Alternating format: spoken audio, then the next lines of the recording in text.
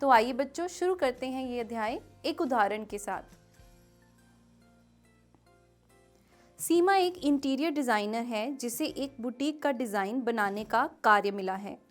जैसा कि आप देख सकते हैं, ये एक आयताकार कमरा है।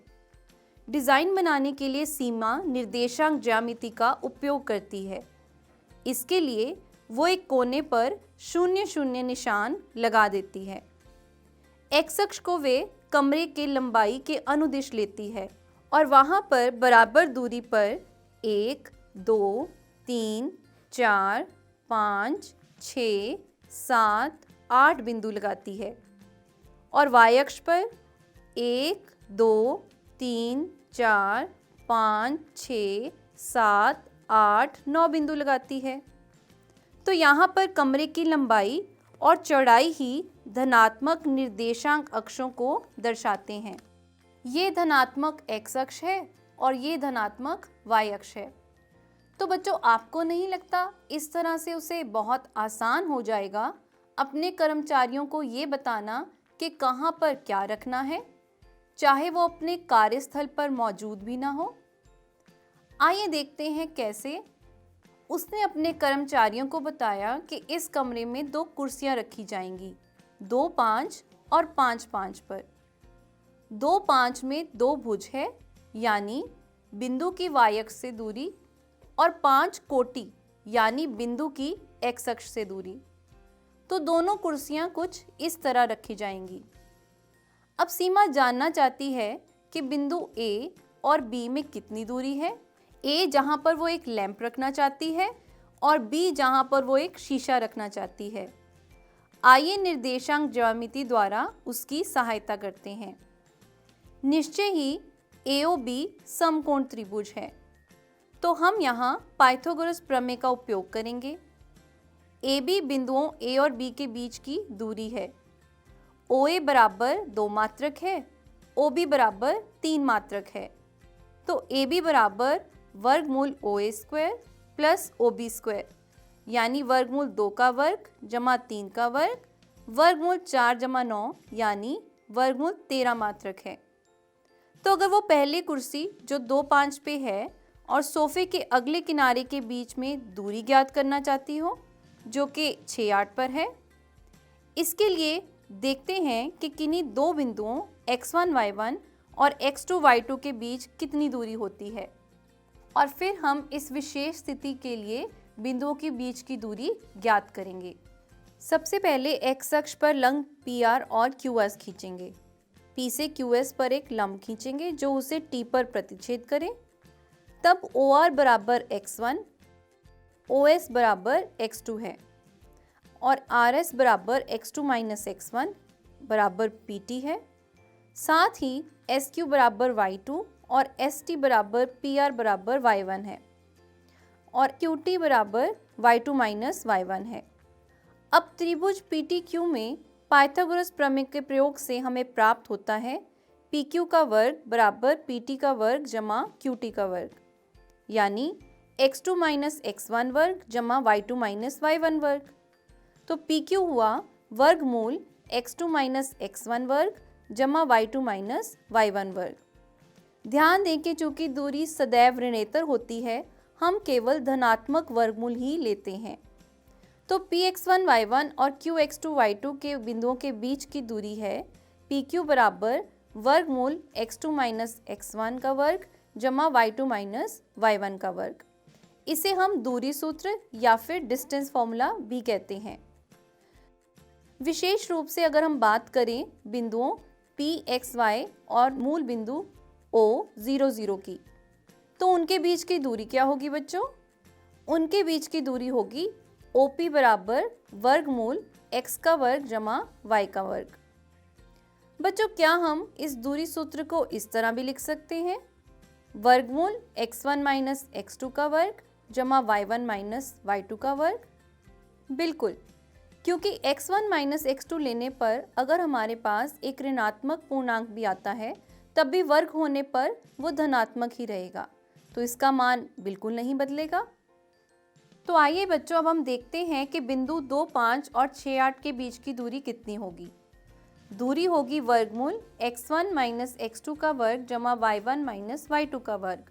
यानी पहले दोनों निर्देशांक हमने लेने हैं x वाले 2 और 6, उनको घटाना है, वर्ग करना है, जमा फिर हमने y निर्देशांक लेने हैं 5 और 8, उनको घटाना है और वर्ग करना है।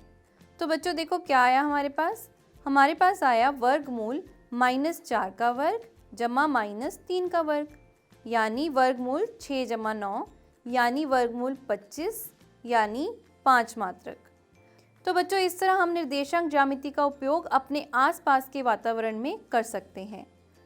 एक प्रश्न करते हैं जो इस दूरी सूत्र का प्रयोग करता है। तो बच्चों प्रश्न है, निर्धारित कीजिए क्या बिंदु A 3 1, B 6 4 और C 8 6 क्या ये सरेखी हैं? सरेखी यानी ये एक ही रेखा पर स्थित हैं। हमें निर्धारित करना है। अब बच्चों हम निश्चित तो नहीं कह सकते कि A, B और C इसी क्रम में आएंगे, फिर भी अगर इसकी जगह B, A और C हो या C, A और B हो, हर बार आप एक चीज़ देखेंगे कि किन्हीं दो बिंदुओं के बीच की दूरी अगर हम लें और बाकी दो बिंदुओं के बीच की दूरी लें तो दोनों को जोड़ने पर ये कुल दूरी आनी चाहिए। तो हम इन बिंदुओं को लेकर बारी बारी दूरी ज्ञात करेंगे। सबसे पहले हम AB ज्ञात करते हैं।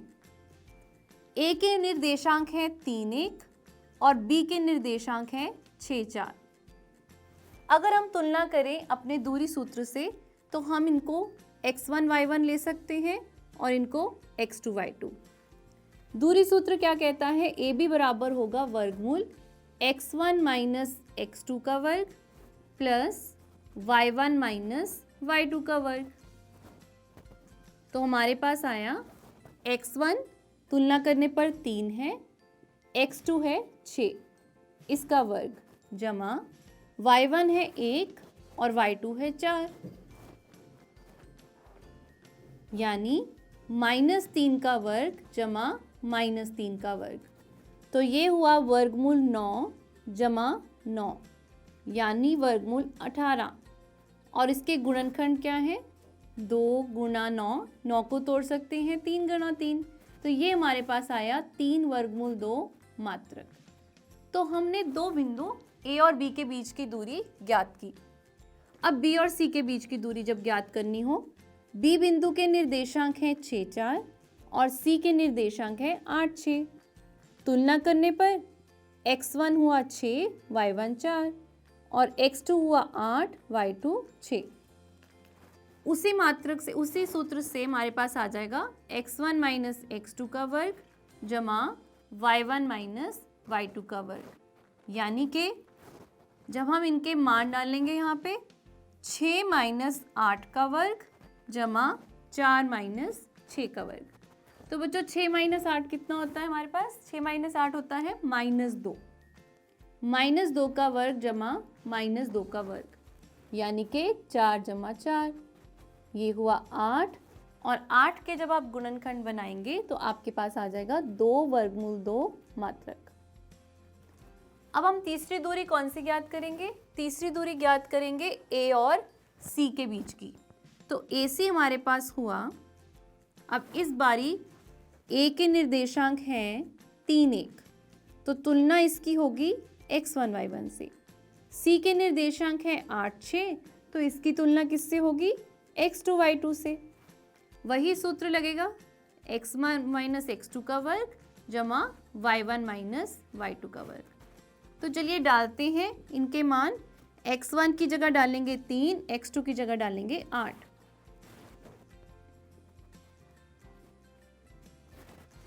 और y1 की जगह डालेंगे 1 और y2 की जगह 6।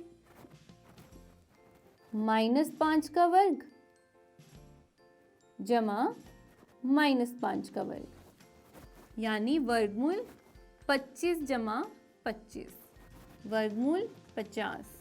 तो 50 के गुणनखंड क्या होते हैं बच्चों? 2 5 और 5, तो हमारे पास आया 5 वर्गमूल 2 मात्रक। अब जरा हम तीनों दूरियों को ध्यान से देखते हैं।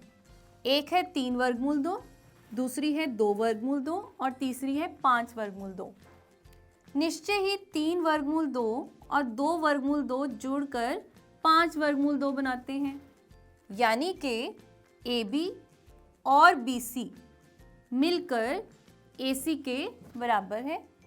तो हम कह सकते हैं कि A, B और C कुछ इस तरह से निश्चित होंगे।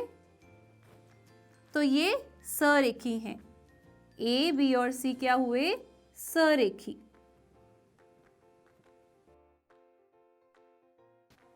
तो बच्चों दूरी सूत्र का उपयोग करके एक और प्रश्न करते हैं।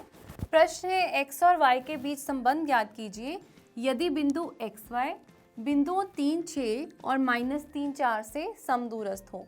तो यहाँ पर हम बात कर रहे हैं 3 बिंदुओं की। एक है बिंदु XY, दूसरा है 3, 6 और तीसरा है -3, 4।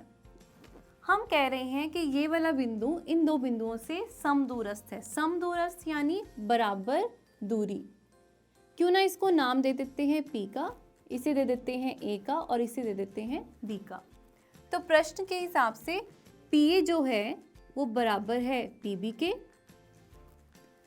यानी PA का वर्ग भी बराबर होगा PB के वर्ग के। तो सबसे पहले P और A के बीच की दूरी ज्ञात करेंगे। हम दूरी सूत्र लगाएंगे। आपको पता है कि दूरी सूत्र में हम सबसे पहले दोनों x निर्देशांकों को घटाते हैं। P और A के x निर्देशांक क्या है? x और 3। तो इनको घटाते हैं x - 3 का वर्ग, फिर जोड़ का साइन लगाते हैं और फिर हम y निर्देशांकों को घटाते हैं y - 6 का वर्ग। PA के ऊपर भी वर्ग है तो यहाँ पर इस पूरे को हम वर्ग कर देते हैं बराबर। अब P और B के बीच की दूरी ज्ञात करनी है। वही तरीका लगेगा, पहले x निर्देशांकों को घटाएंगे, फिर y निर्देशांकों को घटाएंगे और वर्ग करेंगे और फिर वर्गमूल, और ऊपर जो वर्ग ले रखा है उसे भी लिखेंगे। वर्ग और वर्गमूल दोनों कट जाते हैं। यहाँ भी वर्ग और वर्गमूल कट गए। यहाँ पर हमारे पास आया x - 3 का वर्ग जमा y - 6 का वर्ग। तो बच्चों यहाँ क्या है? माइनस माइनस प्लस, x जमा 3 का वर्ग जमा y - 4 का वर्ग। अब हमें इसे हल करना है। हमें पता है यहाँ पे कौन सा फॉर्मूला लगेगा? a - b का वर्ग, a का वर्ग जमा b का वर्ग minus 2 Guna a Guna b, जमा यहाँ भी a - b के वर्ग का फॉर्मूला लगेगा, a का वर्ग जमा b का वर्ग minus 2 Guna a Guna b यानी 12y। और इधर हमारा कौन सा फॉर्मूला लगेगा बच्चों? a plus B square, that is a square जमा b स्क्वायर जमा 2 गुना a गुना b, और यहाँ पे माइनस वाला a square plus b square minus 2ab। अब आप देख सकते हैं इधर भी x का वर्ग है, इधर भी x का वर्ग है। दोनों तरफ से x का वर्ग घटाएंगे तो ये कैंसिल हो जाएंगे। उसी तरह y स्क्वायर भी। तो अब हम इसको थोड़ा हल करेंगे। 9 - 6x जमा 36 - 12y, 9 जमा 6x जमा 16 - 8y। चलिए सारे पदों को उस साइड ले जाते हैं तो हमारे पास आ जाएगा 9 जमा 6x जमा 16 - 8y। इनके चिन्ह उलट जाएंगे, -9 जमा 6x -36 जमा 12y। अब ज़रा हम समान पदों को इकट्ठा लिखें। 6x जमा 6x -8y जमा 12y, और अब हम अचरों को इकट्ठा लिखें। 9 जमा 16 -9 36। तो बच्चों क्या आया हमारे पास? 0 बराबर 12x जमा 4y -20। 12x जमा 4y -20। क्या आप देख सकते हैं इनमें कोई समान गुणनखंड होगा? बिल्कुल, 4 जो है वो समान गुणनखंड है तो उसको हम सार्व ले लेते हैं। हमारे पास आएगा 3x जमा y -5। दोनों तरफ अगर हम 4 से भाग करें, 0 बराबर 3x जमा y -5। मेरे हिसाब से आप इसको इससे ज़्यादा और सरल रूप में नहीं लिख सकते। तो हमारे पास एक समीकरण आया 3x जमा y -5 बराबर 0। ये क्या है? ये x और y के बीच में एक संबंध है। और कहाँ से आया? क्योंकि हमें पता था कि पी एक्स वाई समदूरस्थ है ए और बी से।